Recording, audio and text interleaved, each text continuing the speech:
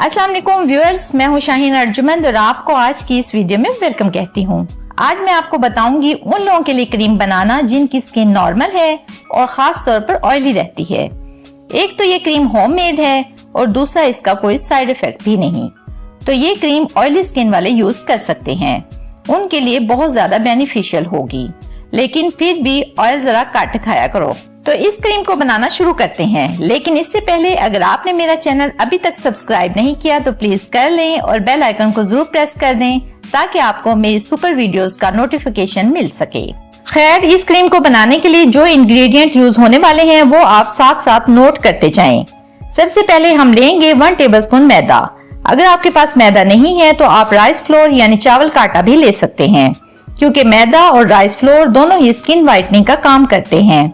इसके बाद इसमें हम ऐड करेंगे 1 टेबलस्पून मिल्क पाउडर।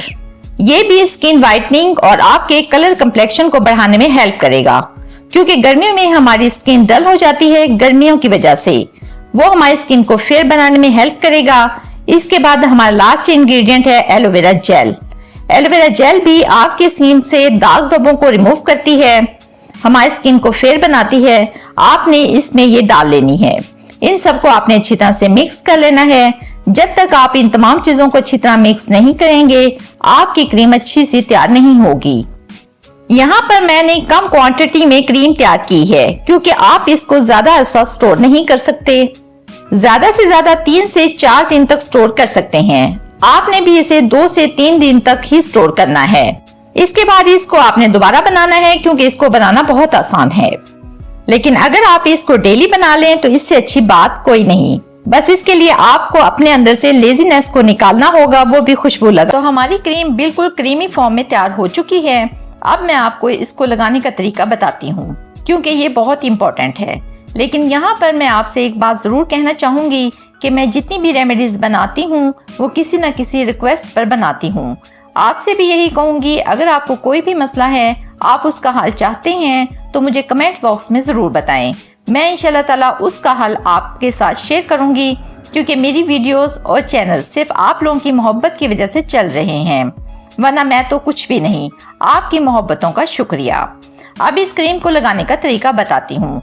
आपने इस क्रीम को रात को अप्लाई करना है अपने फेस पर। सुबह अपने फेस को वॉश कर लें। लेकिन इस क्रीम की अच्छी बात ये भी है कि आप इसको दिन में भी यूज कर सकते हैं।